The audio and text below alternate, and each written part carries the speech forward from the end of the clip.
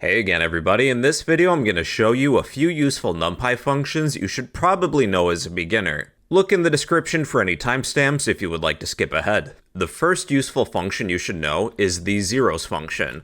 We will create a NumPy array, access NumPy, which I've named as np, then call the zeros function. The zeros function returns an array of zeros, but you do have to pass in a shape of the array. If I were to pass in 10, the zeros function would return a 1D array with 10 zeros. Let's test it. I will print my array. We have a one-dimensional array with 10 zeros. 1, 2, 3, 4, 5, 6, 7, 8, 9, 10. Yep, there's 10 zeros there. What about a 2D array? We would pass in a tuple, then list the number of rows and columns. 2 rows, 10 columns.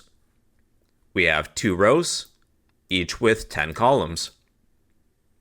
Alright, how about a 3-dimensional array? 2 layers, 3 rows, 10 columns. We have 2 layers, it's a 3-dimensional array. Each layer has 3 rows, 10 columns. That's the zeros function. You pass in the shape of the array. That array will then be completely filled with zeros. Another function is ones rather than zeros. Again, you would pass in a shape. Our array is now filled with ones. We have 2 layers, 3 rows, and 10 columns. All the values are ones. To create an array filled with ones, call the ones function. Or you could use full. Full will fill an array with a given value, but you would have to pass that in as another argument. For example, 9. We're passing in the shape of our array, 2 layers, 3 rows, 10 columns. My array is now all filled with 9s. You have zeros, you have ones, you have full. Now another useful function is the eye function. The eye function is going to create an identity matrix filled with zeros and ones. You're going to pass in the number of rows. For example, 2. Our array will be shaped like a square, 2 rows, 2 columns. It'll be filled with ones and zeros. This is 2. This is 3. You can see that the ones form a diagonal line from the top left corner to the bottom right corner. Here's 4, and here's 5. Identity matrices, they're useful for linear algebra and matrix math. You probably won't use identity matrices anytime soon as a beginner, but just remember in the back of your mind that there is a function for this to create an identity matrix. Now, if you need an empty array, there is an empty function. And again, you have to pass in a shape. We'll say 2 rows, 3 columns. It doesn't set any values for the array. You'll use whatever's within your computer's memory, and it's probably going to be some garbage values. So if you're familiar with languages like C or C++, if you create arrays and don't assign them, there's going to be leftovers in your computer's memory that has random values. Why would you want to create an empty array? It's actually faster than using the zeros function, if you already plan on assigning these values. If you want to quickly create an array, and are going to fill the values later, you could use the empty function. You just have to pass in a shape for the array. Now this next one is really useful. It's the arange function.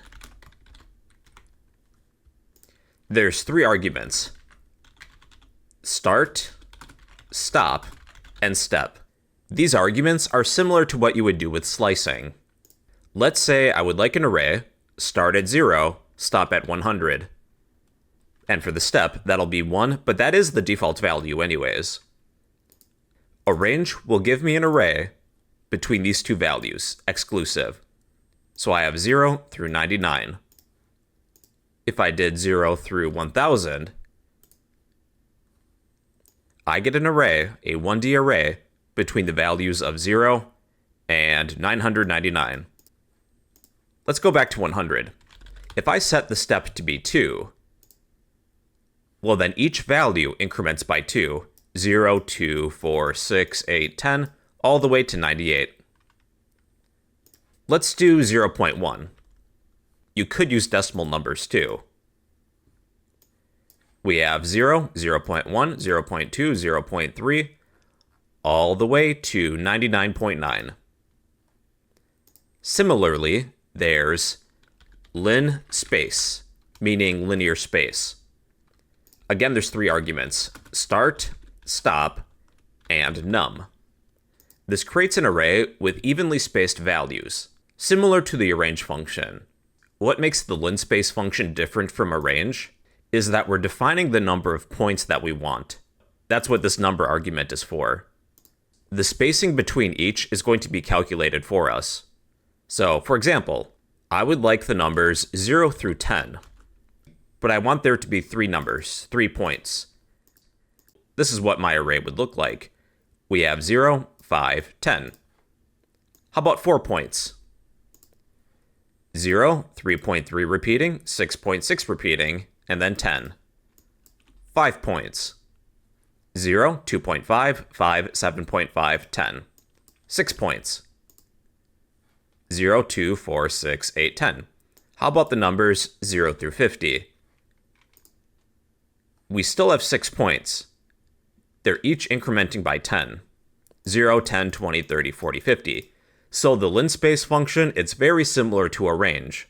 With the linspace function, we're defining the number of points, but we're not in control of the intervals.